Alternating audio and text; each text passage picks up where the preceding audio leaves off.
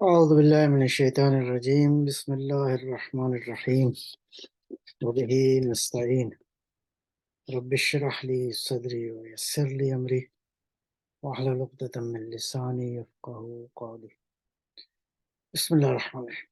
اچھا جی، آج جس موضوع پہ گفتگو کریں گے قرآن کریم کے حوالے سے کہ قرآن کے جو اوصاف خود قرآن کریم میں بیان ہوئے ہیں، ان میں سے ایک ہے کہ یہ کلام اللہ ہے، اللہ کا کلام ہے۔ تو اب یہ کلام جو ہے یہ اس کو کہا گیا ہے، لیکن کلام جو ہے اس کی اہمیت کیا ہے اور گفتگو، ویسے تو پہلا مرحلہ یہ ہے کہ کلام کا جو معنی نارملی کیا گیا ہے، کلام یعنی قول، یعنی گفتگو، یا عربی میں حدیث کہتے ہیں، یا ایسا خطاب یا ایسا کلام جس میں کوئی معنی موجود ہو، کلام مفید جس کو کہتے ہیں، یا اصوات متتابعۃ مفیدہ، ایسی آوازیں جو کہ مفید ہوں۔ بنیادی طور پہ کلام جو انسان کرتا ہے یا فرض کریں کوئی اور بھی مخلوق کرتی ہے، اس کے لیے زبان کی ضرورت ہے، منہ کی ایک خاص جو ساخت ہے اس کی ضرورت ہے، اور بنیادی طور پہ یہ آوازیں ہیں جن کو ہم شکل دیتے ہیں۔ یہ جو آج فرض کریں مختلف جو زبانیں جو لکھی جاتی ہیں، جو تحریریں، وہ تحریریں بھی بنیادی طور پہ آوازیں ہی ہیں، ان کی شکل کو جو ہے وہ ایک خاص شکل دی گئی ہے۔ الف کیسے ہوتا ہے، با کیسے ہوتا ہے، الف اور با مل جائے تو کیا ہوتا ہے۔ تو بنیادی طور پہ یہ آوازیں ہیں جن کو حروف اور پھر اس کے بعد الفاظ کی شکل دی گئی ہے۔ کلام کا جو ہے ایک معنی جو اور بھی ہے وہ ہے چھپی ہوئی چیز کو آشکار کرنا۔ جو چیز چھپی ہوئی ہے اس کو آشکار کرنے کے معنی میں بھی استعمال ہوتا ہے۔ معرب اما فی الضمیر، جو ضمیر میں ہے اس کو جو ہے وہ ظاہر کرنا۔ تو یہ کلام کے تقریباً جو ہے کہ عمومی طور پہ معنی اور مفہوم ہے یہ ہو گیا: قول، حدیث، کلام، گفتگو، ایسا خطاب جو کہ جس میں معنی کوئی موجود ہو۔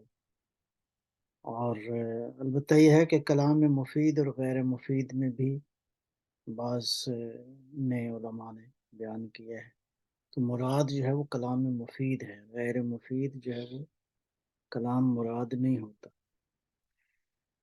اب اگلے مرحلے میں چلتے ہیں کہ کلام جو ہے وہ اہمیت کا حامل ہے، اس کی اہمیت کتنی ہے۔ ظاہر ہے کہ سم ٹائم ایسا بھی انسانی زندگی میں یہ تجربہ ہے کہ بعض اوقات بہت مختصر کلام انسان میں بہت بڑا انقلاب لے کر آتا ہے۔ بعض اوقات ایک تقریر جو ہے انسانوں کی تقدیر کو بدل دیتی ہے۔ آج کے دور میں موٹیویشنل سپیکرز کافی معروف ہیں، تو وہ یعنی گویا ان کے کلام میں اتنی موٹیویشن اور اتنا ان میں پاور ہوتی ہے کہ لوگوں کو اٹریکٹ کرتے ہیں۔ تاریخ میں بھی رہے ہیں ایسے بڑے بڑے سخنور، خود امیر المومنین علی ابن ابی طالب علیہ الصلوۃ والسلام کی ذات ایک بہت بڑی مثال ہے کہ کس قدر تاریخ میں ایک ایسی شخصیت جن کا کلام جو ہے کہا جاتا ہے امام الکلام، وہ تمام تر کلام کا بھی امام ہے، ایسی شخصیت۔ مولا امیر المومنین علیہ الصلوۃ والسلام سے ایک جملہ ہے ایک حدیث میں کہ انسان کا جمال جو ہے، انسان کی جو بیوٹی ہے، انسان کی جو خوبصورتی ہے، اس کی بلاغت میں ہے، ایلوکینس جس کو آپ کہتے ہیں، کہ انسان کس قدر کلام کیسا کرتا ہے۔ تو اس کلام کی تاثیر ہے لفظوں کا انتخاب اور اس کو اپنے مطلب کو ما فی الضمیر کو پہنچانا۔ تو کلام کو اسی لیے یہ جو ہے میں نے عرض کیا کہ اس کی جو ڈیفینیشن ہے کہ انسان کے جو اندر ہوتا ہے اس کا وہ اظہار کرتا ہے، یعنی چھپی ہوئی چیز کو ظاہر کرنا جو ہے وہ کہلاتا ہے یہ عمل۔ تو اس اعتبار سے کلام جو ہے وہ بے الفاظ دیگر انسان کی حقیقت کو ظاہر کرتا ہے۔ پھر جتنا عظیم کلام ہو پتہ چلتا ہے کہ یہ شخصیت کس قدر بلند ہے۔ علامہ اقبال مرحوم کے اشعار آج بھی ان میں سوز ہے، ان میں واقع میسج ہے، ان کے اندر بلندی ہے افکار کی، اور اسی طرح اور مثالیں بھی بہت ساری موجود ہیں۔ تو خود یہ کلام بتاتا ہے کہ جہاں سے یہ نکلا ہے، اس اعتبار سے اگر دیکھا جائے تو کلام اللہ، اللہ کا کلام۔ اب قرآن کی عظمت کو دیکھ کے انسان اندازہ لگا سکتا ہے کہ ذات پروردگار کس قدر عظیم الشان ہے، اس کی کتنی قدرتوں کا مالک ہے، کس قدر عظمتوں کا مالک ہے وہ پروردگار، جس نے اس کلام کو جو ہے وہ نازل فرمایا ہے۔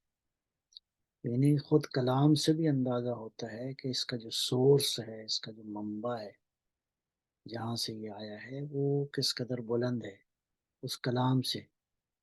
اسی اعتبار سے اس کے برعکس ہے، ایک برا کلام، ایک بری گفتگو، ایک برے الفاظ کا استعمال، پتہ چلتا ہے کہ یہ شخصیت کس قدر پست ہے، کس قدر یہ وہ۔ مجھے بات ایک یاد آ گئی، حضرت مسلم بن عقیل صلوات اللہ سلام اللہ علیہ جب کوفہ میں پکڑ کے لے گئے دارالعمارہ میں، تو وہاں پہ پانی کی طلب ہوئی تو کسی سے پانی مانگا، تو اس خبیث نے آگے سے کہا کہ تمہیں دنیا کے پانی کی نہیں ضرورت، تم جہنم میں زقوم پیو گے۔ زقوم بہت ہی گندا اور غلیظ اور کیا کہتے ہیں وجود کو جلا دینے والا وہ پانی ہے جو اہل جہنم کے لیے۔ تو فرمایا کہ پانی تو اتنی قیمت نہیں رکھتا، اس بات سے پتہ چلتا ہے کہ کس قدر تیری سوچ پست ہے۔ تو بہرحال تو یعنی دونوں سائڈ جو ہیں وہ قابل غور ہیں کہ انسان جو ہے وہ اندازہ لگا سکتا ہے کہ اچھے کلام سے جتنا کلام عظیم ہوگا تو وہ جس سورس سے آیا ہے وہ انسان، یا یہاں پہ جو بحث ہے وہ خود خداوند عالم پروردگار کے بارے میں ہے کہ اللہ نے اس قرآن کو اپنا کلام قرار دیا ہے، کلام اللہ۔ اچھا جی، تو یہ بنیادی طور پہ۔ اب اس کے بعد ہم دیکھتے ہیں کہ خود قرآن کریم میں سورہ بلد میں ہے، بسم اللہ الرحمن الرحیم، علم نجعل له عینین ولسانا وشفتین وہدیناہ النجدین، کہ اللہ فرماتا ہے کہ کیا ہم نے انسان کو لسانا یعنی زبان نہیں عطا کی؟ تو یہ زبان ظاہر ہے کہ وہ کلام کے اظہار کا ذریعہ ہے، ٹول ہے، لفظوں کا اظہار کا۔ انسان اپنے معافی ضمیر کو ظاہر کرنے کے لیے خداوند قدوس نے زبان جیسی نعمت جو ہے وہ بیان دی، عطا فرمائی۔ یا پھر اسی طرح کلام کی اہمیت کے حوالے سے بسم اللہ الرحمن الرحیم، سورہ الرحمن میں الرحمن علم القرآن خلق الانسان علمہ البیان، یعنی خلقت بشر کے بعد جو اللہ نے گفتگو فرمائی، علمہ البیان، ہم نے اس کو بیان، گفتگو کرنا، کلام کرنا، قول بولنا، تو یہ علمہ البیان، اللہ نے انسان کو بیان کی تعلیم فرمائی۔ تو اس اعتبار سے جو ہے یہ کلام اللہ کو سمجھنے کی ضرورت ہے، اس کے معارف اور اس کا جو کلام ہے پروردگار معلوم ہوتا ہے کہ کس قدر عظیم الشان ہے۔ ایک بات تو یہ ہے۔ اب اگلے مرحلے میں ایک نقطہ اور ہے وہ یہ ہے کہ کلمہ کا جو معنی اس انداز سے بیان ہوا، کلمہ قرآن کریم میں یہ جو لفظ ہے، یہ بعض مفسرین کہتے ہیں کہ جب کلمت اللہ کا لفظ آیا ہے تو اس کلمت اللہ سے قرآن کریم میں مختلف معانی جو ہیں مراد لیے گئے ہیں۔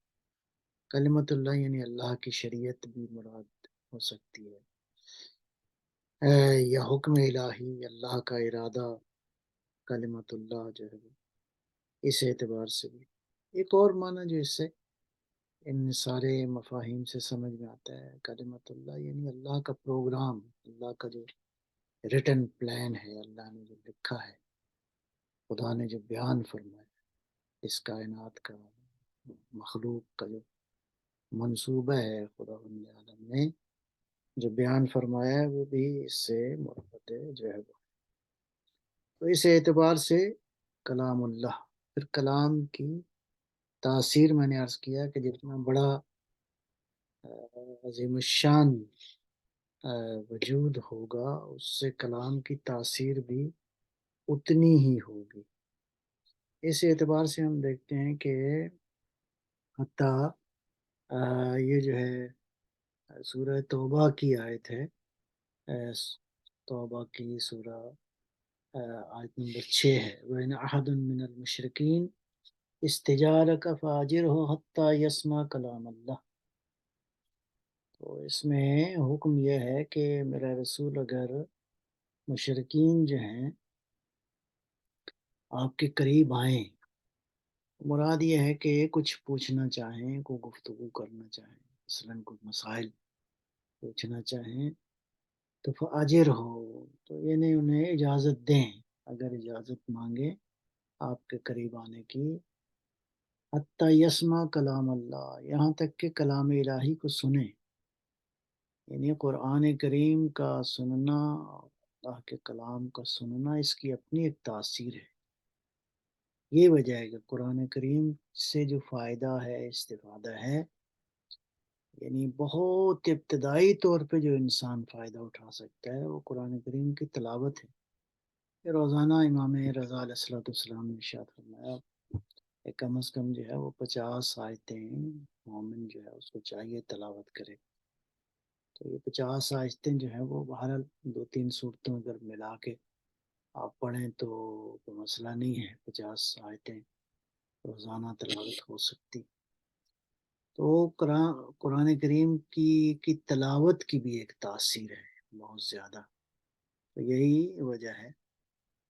اب اگر اس اعتبار سے دیکھا جائے تو البتہ وحی جو ہے اس کے حوالے سے ایک سوال پیدا ہوتا ہے کہ کیا وحی جو نازل ہوئی تو یہ وہی جو ہے کیا اللہ تعالیٰ نے اسی طرح لفظ جو ہے وہ بھیجے، بسم اللہ الرحمن الرحیم، الف لام میم ذالک الکتاب لا ریب فیہ ھدی للمتقین تاخر مثلا، تو ظاہر ہے کہ اللہ محتاج نہیں ہے لفظوں کا، جیسے میں نے ابھی عرض کیا بنیادی طور پہ یہ جو لفظ جو ہم لکھتے ہیں کتاب میں، کاپی میں، جو فرض کریں جو پرنٹ ہوتے ہیں، یہ لفظ بھی بنیادی طور پر آوازوں کی شکلوں کو شیپ دی گئی ہے، اور پھر ان حروف کو آپس میں ملا کے ایک خاص لفظ بنتا ہے، اس لفظ کا پھر ایک خاص معنی ہے۔ تو یہ ایک صدیوں کے ساتھ انسان نے یہ سفر طے کیا ہے ہر لینگویج میں، تو اس اعتبار سے پروردگار کی ذات ظاہر ہے کہ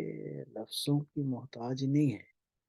خداوند عالم جب بھیجتا ہے کوئی مطلب تو فرق ہے، جو ہستی وصول کرنے والی ہے اس کا علم کچھ اور ہے، ہمارا علم کچھ اور ہے، ہم واسطے سے لیتے ہیں، پیغمبر واسطہ ہیں، انبیاء علیہ السلام واسطہ اور ذریعہ ہیں، ختم مرتبہ صلی اللہ علیہ وآلہ وسلم کی ذات ظاہر ہے کہ کامل اور اتم مثال ہے، آپ کا وجود مبارک جو ہے اس نے وحی کو، خدا کے کلام کو حاصل کیا، تو بقول آیت اللہ جوادی عاملی حفظ اللہ، ان کا علم جو ہے وہ آبزرویشن ہے، علم حضوری اس کو کہتے ہیں۔ یہ مثال آپ کو یاد ہوگی، میں نے ایک مرحلے میں دی تھی. ایک دفعہ یہ ہے کہ لفظ ہے سمندر، پھر اس کا میننگ ہے، پھر سمندر کو دیکھنا. یہ سمندر کا علم جو ہے، یہ آبزرویشن، اس کو علم حضوری کہتے ہیں. یعنی خود علم کا مشاہدہ کرنا، پھر اس علم کو، اس مشاہدے کو لفظوں میں ڈھالنا، یہ اگلا مرحلہ ہے. ہم عام انسانوں کا علم جو ہے وہ علم حصولی ہے، یعنی ہم نے پیغمبر کی ذات کے واسطے سے علم کو حاصل کیا ہے. لہٰذا وہی کی حقیقت جو ہے وہ نورانی حقیقت ہے. وہ اس عالم میں آئی ہے تو لفظوں میں اس کی شکل جو ہے وہ بنی ہے. ورنہ یہ ہے کہ پروردگار محتاج نہیں ہے لفظوں کا. اور وہ جب اپنے خاص بندوں پہ وہی نازل فرماتا ہے تو وہ اس کی حقیقت کچھ اور ہوتی ہے. وہ علم جو ہے کچھ اور ہے. ہمارا علم جو ہے وہ یہی لفظوں والا ہے. تو اس اعتبار سے اب جو بظاہر جو ہم بظاہر جو معلومات ہیں خداوند عالم نے جو گفتگو فرمائی پہلے انسان کی خلقت کے وقت، وَإِذْ قَالَ رَبُّكَ لِلْمَلَائِكَةِ إِنِّي جَاعِلٌ فِي الْأَرْضِ خَلِيفَةً، کہ اللہ نے، پروردگار نے فرمایا کہ جو ہے جب اللہ تیرے پروردگار نے ملائکہ سے یہ کہا کہ میں ایک زمین پر خلیفہ قرار دینے والا ہوں، تو یہ گفتگو جو ہے وہ، یعنی یہ پہلا کلام ہے جس کی مثال جو ہے وہ ہمیں قرآن کریم میں نظر آتی ہے. اس کے بعد جو ہے وہ وحی کی شکلیں ہیں، وحی کی مختلف سطحیں ہیں. خداوند عالم کا کلام کرنا ہے. اس میں مثال کے طور پر آدم علیہ السلام کے بارے میں ہے، فَتَلَقَّىٰ آدَمُ مِن رَبِّهِ کلمات. آدم نے اپنے پروردگار سے کلمات جو ہے وہ تلقی کیے، حاصل کیے. اب یہ کلمات جو ہیں وہ دونوں صورتیں ہو سکتی ہیں. کچھ خاص الفاظ حاصل کیے، اور یا یہ ہے کہ کچھ نورانی اشارے تھے اور لفظوں میں جب ترجمہ کیا تو وہ لفظوں میں کچھ اور تھا. لہذا لیکن کلی جو بات عرض کر رہے ہیں آپ کی خدمت میں وہ یہ ہے کہ اللہ تعالیٰ نے اپنے انبیاء سے کلام کیا وحی الہی، اور اس کی ظاہر ہے کہ اس وحی کے پہنچانے کے درجات جو ہیں وہ مختلف تھے. اچھا جی، اس کے بعد آتے ہیں کہ قرآن کریم میں یہ جو لفظ ہے کلام کا، اس کلام کے حوالے سے اس کے جو مصادیق ہیں، مصادیق کا لفظ میں پہلے عرض کر چکا ہوں، حروف. یعنی ایک دفعہ ایک میننگ ہے، اور ایک اس میننگ کا فزیکل دنیا کے اندر جو وجود ہے اس کو کہتے ہیں مصداق. مثلا ویسے مثال عرض کی تھی، بس کہتے ہیں مسجد. ایک دفعہ آپ لکھا ہوا لفظ دیکھتے ہیں مسجد، اور ایک دفعہ فزیکل وجود ہے مسجد کا. تو وہ جو لکھا ہوا ہے اس سے جو انسان کے ذہن میں جو کانسیپٹ آتا ہے وہ میننگ ہوتا ہے، اور اس میننگ کا جو مصداق ہے وہ فزیکل وجود ہے. اب کہتے ہیں کہ لفظ سے کلمہ جو ہے، اب اس کے مصادیق قرآن نے بیان کیے ہیں. مثال کے طور پہ اللہ نے حضرت مسیح علیہ الصلوۃ والسلام کو کلمت اللہ کہا ہے، اللہ کا کلمہ. سورہ النساء میں ہے، انما المسیح عیسی ابن مریم رسول اللہ و کلمتہ. مسیح جو ہیں، مسیح ابن مریم، وہ اللہ کے رسول ہیں اور اللہ کا کلمہ ہے. وہ کلمہ القاہ الی مریم، کہ وہ کلمہ اللہ نے مریم کو القاء کیا. ٹھیک ہے جی. ایک اور جگہ پر سورہ آل عمران کی آیت نمبر 45 ہے، وَإِذْ قَالَتِ الْمَلَائِكَةُ يَا مَرْيَمُ إِنَّ اللَّهَ يُبَشِّرُكِ بِكَلِمَةٍ مِّنْهُ اسمہ المسیح ابن مریم، عیسی ابن مریم. تو جب ملائکہ نے مریم سے کہا کہ اللہ نے تمہیں بشارت دی ہے بکلمتن من ہو، اپنے کلمہ کی بشارت دی ہے۔ تو گویا ان آیات میں مسیح علیہ الصلوۃ والسلام کو کلمت اللہ قرار دیا ہے، کلمت اللہ۔ بے الفاظ دیگر یعنی انسان کامل کلمت اللہ ہے، وہ انسان جو اللہ کے مطالب کو آگے منتقل کرنے والا ہے، وہ کلمت اللہ ہے۔ لہذا کتاب جو ہے وہ کلام اللہ ہے، مسیح علیہ الصلوۃ والسلام کلمت اللہ ہیں۔ لہذا اس اعتبار سے تمام تر اللہ کے کامل انسان کامل جو ہے وہ بھی کلمت اللہ ہے۔ اس کے بعد کلمت اللہ کے وہ جو معنی سارے آپ کی خدمت میں عرض کیے ہیں، اس اعتبار سے اگر دیکھا جائے تو اب یہ بات تھوڑی سی اور بھی آگے بڑھتی ہے قرآن کریم میں جو بیان فرمایا ہے۔ سورہ غالباً کہف میں ہے، آیت نمبر 109 ہے۔ سورہ کہف کی آیہ مبارکہ بڑی خوبصورت ہے اور قابل توجہ ہے کہ اس مطلب کو اللہ نے کیسے بیان فرمایا۔ قل، میرا حبیب کہہ دیجئے، لو کان البحر مدادا لکلمات ربی لنفد البحر قبل ان تنفد کلمات ربی۔ میرا حبیب کہو، کیا کہو، کہ اگر سمندر بن جائے مدادن، سیاہی بن جائے، اور لکلمات ربی، کس کے لیے؟ اللہ کے کلمات کو لکھنے کے لیے۔ اللہ کے کلمات جو ہیں وہ کیا ہیں؟ بالفاظ دیگر یہ اللہ نے کلمات لکھے ہیں، اللہ نے کلمات بیان کیے ہیں۔ لکلمات ربی، اگر سمندر سیاہی بن جائے اللہ کے کلمات، میرے پروردگار کے کلمات کے لیے، لنفد البحر قبل ان تنفد کلمات ربی، تو سیاہی سمندر کی ختم ہو جائے گی اور کلمات ختم نہیں۔ کیا خوبصورت ہے!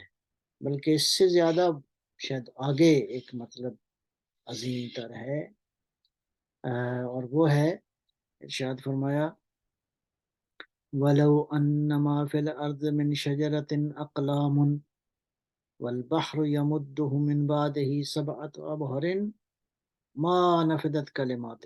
یہ سورہ لقمان کی آیت نمبر 27 ہے کہ اگر زمین میں موجود شجر، جتنے بھی درخت ہیں، یہ کلمے بن جائیں، والبحر یمدہ سبعۃ ابحر، اور پانی زمین پہ جتنا بھی ہے یہ 7 ٹائمز اضافہ ہو جائے۔ ابھی بھی پانی کم تو نہیں ہے، 2/3 پانی ہے زمین کے اوپر، یا 3/4 کہا جاتا ہے، یعنی زیادہ حصہ زمین کا پانی ہے۔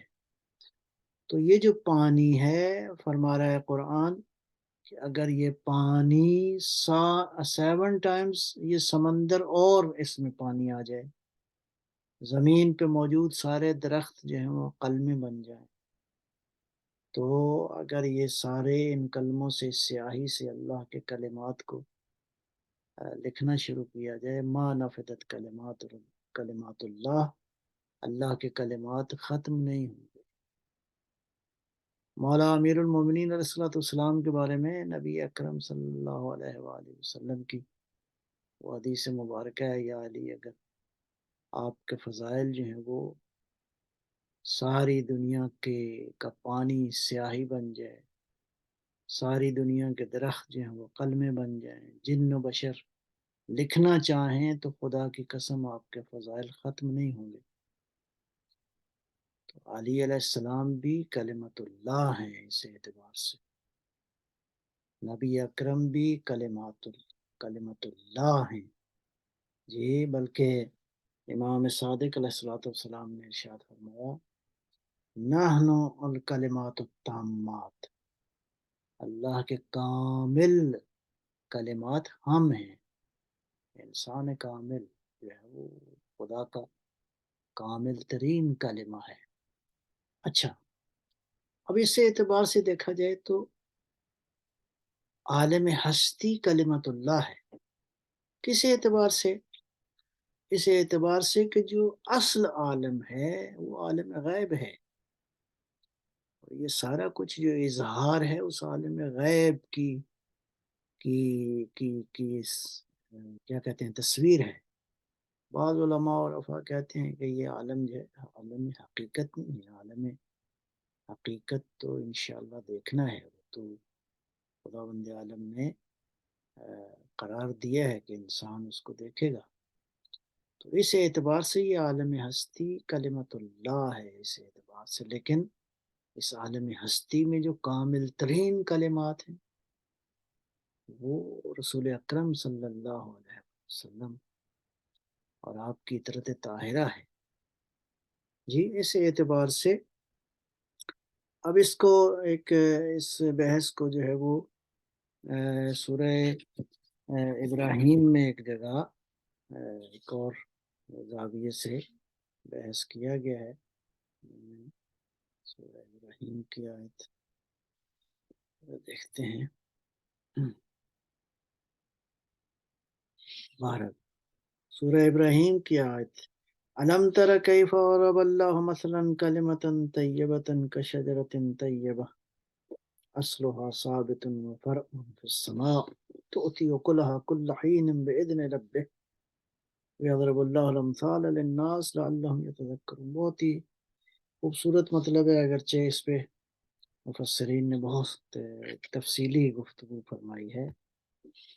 الم تر کیف ضرب اللہ، کیا تم دیکھتے نہیں کہ اللہ نے مثال دی ہے، مثلا کلمۃ طیبہ، کلمہ طیبہ کی پروردگار نے مثال دی ہے، کشجرۃ طیبہ، شجرہ طیبہ کی مانند ہے، اصلها ثابت، اس کی جو جڑ ہے وہ ثابت ہے، مضبوط ہے، فرعها فی السماء، اس کی شاخیں جو ہیں آسمانوں کے اندر ہیں اس شجرہ طیبہ کی، تؤتی اکلها کل حین باذن ربہ، یہ ہر موسم میں پھل دینے والا ہے۔ جنت کے پھلوں کا جنت کے حوالے سے وہ کہتے ہیں کہ موسم کے پابند نہیں ہوں گے وہ پھل، یہاں بھی پروردگار اسی طرح کی مثال ارشاد فرما رہے ہیں کہ یہ جو شجرہ طیبہ ہے اس کا پھل کل حین، ہر زمانے میں ہوتا ہے، بإذن ربها وَيَضْرِبُ اللَّهُ الْأَمْثَالَ لِلنَّاسِ لَعَلَّهُمْ يَتَذَكَّرُونَ۔ سورہ ابراہیم کی آیت ہے یہ 25۔ تو بہت ہی خوبصورت مطلب ہے کہ یہ کلمہ طیبہ جو ہے اس کی مثال شجرہ طیبہ کی ہے۔ یہ شجرہ طیبہ بہرحال اب یہاں تفسیر کے حوالے سے بہت سارے مطالب ہیں، تو یہ شجرہ طیبہ اہل بیت کا شجرہ ہے، پیغمبر اکرم اور آپ کی اہل بیت۔ البتہ جب اہل بیت کہتے ہیں تو ڈیفینیٹلی اس میں حضرت صلی اللہ علیہ وسلم کی ذات گرامی شامل ہے۔ ظاہر ہے کہ اہل بیت کے بزرگ جو ہیں وہ حضرت کی ذات ہے۔ تو یہ ہے شجرہ طیبہ جو ہمیشہ پھل دیتا رہے گا۔ یہ اللہ فرماتا ہے کہ یہ مثالیں ہم دیتے ہیں تاکہ انسان تذکر یا تذکرون، اس کو سمجھیں، غور کریں ان مثالوں کے۔ اس کے بعد پھر فرماتا ہے مثل کلمۃ خبیثۃ کشجرۃ خبیثہ، اور ایک شجرہ خبیثہ ہے، کلمہ خبیثہ ہے اور شجرہ خبیثہ ہے۔ کلمہ خبیثہ کی مثال شجرہ خبیثہ ہے جس کا زمین پہ کوئی قرار نہیں ہے۔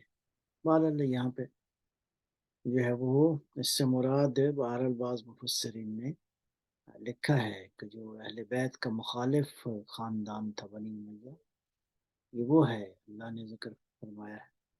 anyway، تو مجموعی طور پہ ابھی جو بات کنکلیوڈ تقریباً کی جا سکتی ہے وہ یہ ہے کہ قرآن کریم جو ہے وہ کلمت اللہ ہے، انسان کامل کلمت اللہ ہے، کامل ترین کلمات اللہ کے پیغمبر اور آپ کی اطرت طاہرہ ہے۔ عالم ہستی جو ہے وہ بھرا ہوا ہے کلمات الہی سے۔ اچھا، اب یہ سارے کا سارا اس اعتبار سے وہ جو تعریف کی تھی کہ کلمہ در حقیقت اپنے ما فی الضمیر کا اظہار ہے، وہ جو چیز انسان کے وجود میں چھپی ہوئی ہے اس کا اظہار ہے۔ اب دیکھنا ہے وہ اظہار کیسا ہے، خوبصورت ہے تو پتہ چلے گا انسان خوبصورت ہے، وہ اگر کلمات اور گفتگو بدصورت ہے، وہ اگر مطلب منفی ہے، فرض کریں تباہ کرنے والی ہے، بعض اوقات ایک جملہ جو ہے انسان کی اچھے بھلے انسان کو جو ہے وہ نابود کر دیتا ہے۔ تو لہٰذا اس اعتبار سے یہ سارے کا سارا جو عالم ہے یہ اس عالم غیب اور اس عالم حقیقت کی ایک تصویر ہے، اور اس عالم کو دیکھ کے اندازہ لگایا جا سکتا ہے کہ اپنا وہ عالم کتنا خوبصورت ہے جو خدا عالم نے خلق فرمایا۔ یہاں پہ ایک اور بات بہت ہی قابل غور ہے، وہ یہ ہے کہ پیغمبر اکرم صلی اللہ علیہ وآلہ وسلم کی ایک حدیث مبارکہ ہے، بہت ہی عظیم شان حدیث ہے، لیکن اس سے پہلے میں ایک لفظ استعمال سمجھاؤں گا، جوامع الکلم۔ کلمہ کی جمع ہے کلم، یعنی کئی کلم ہیں۔ جوامع الکلم یعنی وہ کلمات جو جامع ہیں، جامع کو جو معنی ہے کر سکتے ہیں آپ، جامع کا معنی ہے کمپریہنسو، یا مثال کے طور پر کہتے ہیں ما یکون لفظہ قلیلا و معنیہ جزیلا، چھوٹے لفظ ہوں لیکن معنی بہت گہرا ہو۔ قرآن کریم میں یہ وصف پایا جاتا ہے، قرآن کریم کے الفاظ بظاہر آیتیں چھوٹی ہیں لیکن ان کے اندر معانی بہت عظیم الشان ہے۔ مثلا سورہ کوثر، کوثر کا معنی ہے کثیر، بہت زیادہ، بظاہر یہ سورہ جو ہے قرآن کریم کا سب سے چھوٹا سورہ ہے، اپنے وجود کے اعتبار سے ٹوٹل 3 آیتیں، لیکن اس کے اندر معنی کتنے ہیں، کثیر، اصلا اتنی گہرا مطلب ہے اس سورہ کوثر کے اندر کہ جس کا حتیٰ انسان کی عقل جو ہے اس کا احاطہ نہیں کر سکتی۔ لہٰذا جوامع الکلم ایسا کلام جو بہت مختصر ہو اور بہت گہرا ہو، بہت خوبصورت ہو۔ سرکار دو عالم صلی اللہ علیہ وسلم کی حدیث مبارک ہے، اوتیت جوامع الکلم، مجھے اللہ نے جوامع کلم عطا کی ہیں، یعنی گویا بالفاظ دیگر حضرت صلی اللہ علیہ وسلم مختصر کلام فرماتے تھے لیکن اس کی تاثیر آج بھی صدیوں کے بعد بھی موجود ہے۔ میں سادہ سی ایک مثال عرض کرتا ہوں، ایک بڑی مشہور حدیث ہے، ان الدنیا مزرعۃ الآخرہ، دنیا آخرت کی کھیتی ہے۔ اب اس کی اگر آپ تفسیر میں جائیں گے، تفصیل میں جائیں گے، اس کو کھولیں گے، اس مطلب کو، بہت سادہ جملہ ہے لیکن زندگی کی بہت ساری حقیقتیں سرکار دو عالم صلی اللہ علیہ وسلم نے اس مختصر حدیث میں بیان کیا، بہت زیادہ مطلب اس حدیث میں موجود ہے، اور اس طرح بہت ساری حدیثیں ہو رہی ہیں، بہت ساری احادیث۔ اسی طرح یہ صفت جو ہے وہ اہل بیت میں بھی پائی جاتی ہے۔